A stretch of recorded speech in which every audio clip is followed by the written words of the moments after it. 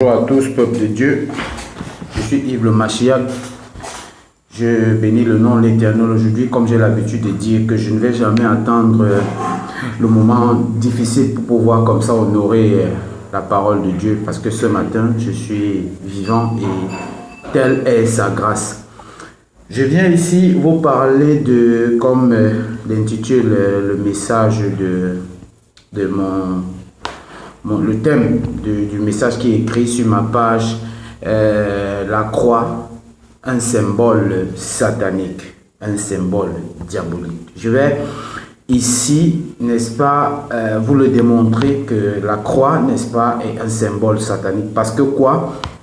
La Bible nous dit dans le livre de Timothée, 2 Timothée, chapitre 3, verset 16, que toute écriture, n'est-ce pas, est inspirée de Dieu et sert à convaincre, sert à enseigner, sert à corriger, afin que l'homme de Dieu soit affermé et complètement affermé.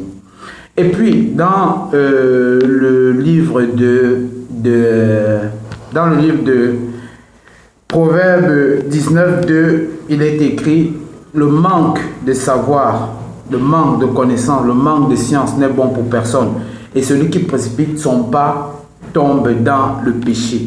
Et puis encore néanmoins, dans 2 Timothée, chapitre 2, verset 15, il est écrit: efforce-toi de te présenter devant l'Éternel comme un ouvrier qui n'a pas à rougir. Un ouvrier qui a fait ses preuves et qui présente avec droiture la vérité, n'est-ce pas?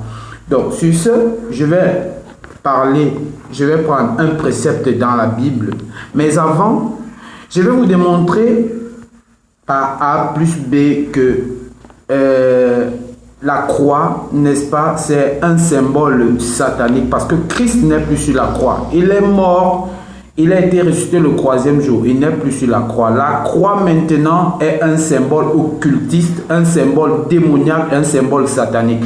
Pour ça, je vais prendre un ouvrage qui, ici, nous allons être d'accord que la croix n'est pas chrétienne. C'est rien d'autre que le christianisme. Déjà, c'est rien d'autre, parce qu'un enfant de Dieu ne doit pas porter la croix sur lui. Encore quoi, celle-là qui a encore le crucifix, comme ils l'appellent, comme certaines obédiences, je parle catholiques, ils appellent.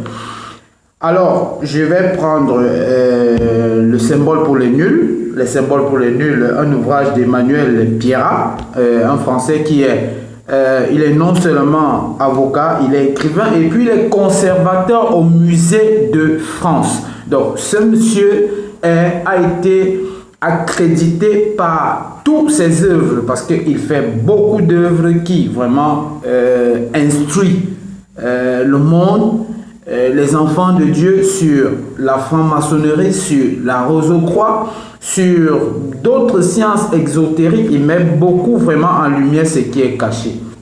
Donc, nous allons parler aujourd'hui, je vais parler aujourd'hui de la croix, n'est-ce pas, la croix celtique. Je vais donner la signification et ce qu'il glorifie derrière ça. Je vais parler de la croix ancée. Je vais parler de la croix gammée. Je parlerai aussi de la croix carrée. Voilà. Donc, sur ce, je ne vais pas perdre de temps. Je vais prendre directement, voilà, je vais prendre directement le premier livre. Je parle donc maintenant de la croix de la résurrection. Je lis bien sûr, voilà, l'ouvrage. C'est un ouvrage, je n'invente pas. Donc, parlons de la croix de la résurrection. Ok, nous commençons. Le basculement s'opère à partir du 4e siècle, du fait notamment de 2 événements majeurs. D'abord, en 312, la conversion, autant pour moi, de l'empereur romain Constantin au christianisme. Des minorités persécutées, les chrétiens deviennent alors les représentants d'une religion qui sera bientôt officielle. 14 ans plus tard, en 326, Hélène, la mère de Constantin, découvre, lors d'un voyage en Palestine, les restes de la vraie croix qu'elle apporte à Rome. Constantin ordonne alors, à l'honneur de ce trophée, une célébration annuelle dénommée l'exaltation de la précieuse croix. Oh my God, la précieuse croix vivante. De cette époque, le regard sur la croix va changer. Ok? Voilà, vous avez tous compris qui est-ce que a amené la croix. C'est même pas Constantin, mais c'est sa mère. Ok, nous allons prendre maintenant la première croix, n'est-ce pas? Qui, de l'ancien nom, c'est le swastika. Le swastika, vous allez comprendre.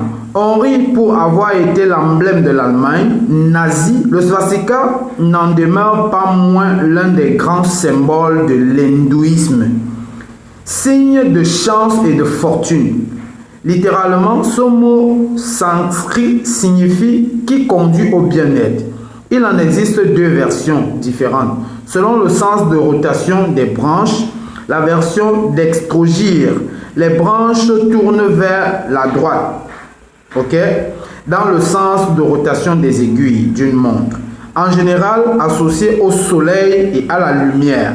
Tandis que le swastika, c'est nostréie qui tourne vers la gauche, est associé au monde de la nuit. Voilà la croix, n'est-ce pas, du swastika. Voilà l'ancienne croix du swastika. La nouvelle est, vous tous vous connaissez, le Führer Hitler, qui avait à un moment donné mis cette croix dans le drapeau allemand. La croix naziale qui a été bien après, parce que c'était d'abord la croix swastika et qui est devenue après la croix naziale par Hitler. Bien d'autres avant même Hitler, ils ont utilisé. Donc voilà ce que cela symbolise. Nous allons prendre une deuxième croix, n'est-ce pas? Oui. Ok. Nous allons prendre la croix en C. La croix en C, appelée aussi croix égyptienne, croix de vie, où elle a la forme du hiéroglyphe égyptien qui signifie vivre ou la vie. Et l'ensemble de la courroie d'une sandale vue de dessus symbolise la vie et l'éternité. Ils ont écrit éternité ici avec petit e. C'est l'un des plus anciens talismans de l'Égypte antique qui se trouve dans toutes les peintures des tombes égyptiennes. Les dieux portaient tous une croix en C qu'ils tenaient souvent par la boucle. La croix en C a été reprise comme symbole par l'église coptée qui rassemble, tant pour moi, les chrétiens d'Égypte. Ceux qui ne savent pas la croix en C, voilà la croix en C. Il y a beaucoup, n'est-ce pas, d'apostats qui portent ces croix et qui vous parlent devant des assemblées, devant les églises dites de réveil, mais ils portent ces croix qui symbolisent rien d'autre que le diable. Ok, nous allons prendre encore la croix celtique. Ok, la croix celtique combine la croix latine avec un cercle ou anneau entourant l'intersection des deux branches. Les branches dépassent l'anneau, son origine se perd dans la nuit des temps et son dessin date la nuit des temps. Les quatre branches pourraient représenter les quatre points cardinaux ou les quatre saisons. Le cercle attirant l'attention sur leur point de jonction. À partir du 7e siècle après Jésus-Christ, la croix celtique commençait à fleurir dans les cimetières irlandais, si bien qu'elle devint peu à peu le symbole caractéristique de l'adhésion des Celtes, du christianisme. La réforme mit un terme à l'utilisation des croix celtiques avant que celles-ci ne fleurissent à partir de la seconde moitié du 19e siècle. Ce n'était d'ailleurs qu'à cette époque que la croix Tembe ou cerclée de ses vrais noms prit l'appellation de croix celtique. L'adoption au XXe siècle de la croix celtique par les groupuscules fascistes ou néofascistes souvent violents et malheureusement paraît ce symbole de talents plus nauséabondes. Ceux qui ne connaissent pas la croix celtique, voilà la croix celtique en représentation. Voilà. Et enfin, nous allons prendre la croix carrée. Voilà, la croix carrée qui est représentée beaucoup plus dans l'industrie des habillements, dans l'industrie de mode. Des filles, elles portent même cette croix carrée, mais elles ne savent même pas la signification. La croix carrée. La croix carrée, encore appelée ou chakana, est un symbole récurrent de toutes les cultures indiennes et plus particulièrement de l'Empire Inca, présenté en architecture sur les textiles, comme je vous ai dit, et sur les chimiques. Sa forme est celle d'une croix carrée, n'est-ce pas, et échelonne, désignant 12 points. Certains ont pu y voir le profil d'une pyramide. Nous arrivons avec ces escaliers sur les côtés, mais les premiers modèles identifiés de chakana, vieux de 4000 à 5000 ans, son intérieur et ses constructions, une seule certitude: il ne s'agit pas seulement d'un motif géométrique, mais bien qu'un symbole. Vous comprenez? Maintenant, nous allons prendre le plus vieux livre de l'histoire, qui est le Qoélette. Qoélette, c'est le livre de sagesse. Qoélette veut dire Ecclésiaste qui veut dire sagesse, parce que c'est Salomon qui a écrit l'Ecclésiastique. Donc, nous allons prendre juste le livre de Paul, Galates, n'est-ce pas? Nous allons prendre Galates, chapitre 3, versets 13 à 14. Parce que quoi? Jésus-Christ s'est fait malédiction en mourant sur la croix pour nous. Il est hors de question qu'aujourd'hui, des gens continuent d'adorer la croix, alors que lui-même il le dit par le biais de Paul, qui s'est fait malédiction pour que nous soyons bénédiction. Alors si Christ est monté sur est mort sur la croix, il s'est fait maudit pour que toi tu puisses être béni. Alors aujourd'hui, toi encore tu reprends la malédiction que Christ a lâchée pour le ramener, et tu enseignes ça aux gens, tu introduis dans des églises cet enseignement sur la croix. Écoutons ce que Paul dit dans Galates 3, chapitre 13 à 14. Christ nous a rachetés de la malédiction de la loi, Christ nous a rachetés de la malédiction de la loi en devenant malédiction pour nous, puisqu'il est écrit: tout homme pendu au bois est maudit. C'est ainsi que Jésus-Christ, c'est ainsi qu'en Jésus-Christ, la bénédiction d'Abraham touche aussi les non-juifs, et que nous recevons par la loi l'esprit qui avait été promis.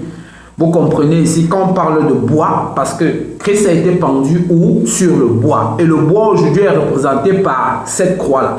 Et ces croix-là sont, je vous assure, moi je connais des hommes de Dieu qui portent ces croix ancées, ces croix carrées, ces croix gammées, et qui parlent de l'évangile de Christ. Mon frère, si tu es dans un lieu pareil, et que à partir de cet enseignement que tu as reçu aujourd'hui, et que tu vois quelqu'un dans une assemblée en train de parler de l'Éternel avec une croix sur lui, soit, parce qu'il y a plusieurs, j'ai pris juste ces 4 croix-là parce que c'est ce qui passe beaucoup, c'est ce que les hommes de Dieu, dit entre guillemets, n'est-ce pas, utilisent beaucoup pour pouvoir ramener les âmes dans l'enfer. C'est ce qu'ils portent beaucoup. Parce que le fait ici n'est pas seulement de porter une croix qui a le crucifix. Nous savons déjà, parce qu'il y a bon nombre là qui disent il porte une croix, ça n'a pas de crucifix. Il dit non, Christ n'est plus sur la croix, il est mort, il est ressuscité et tout. Mais ce que tu portes symbolise quoi, frère? Qu'est-ce que ça symbolise? Tu sais ce que ça symbolise?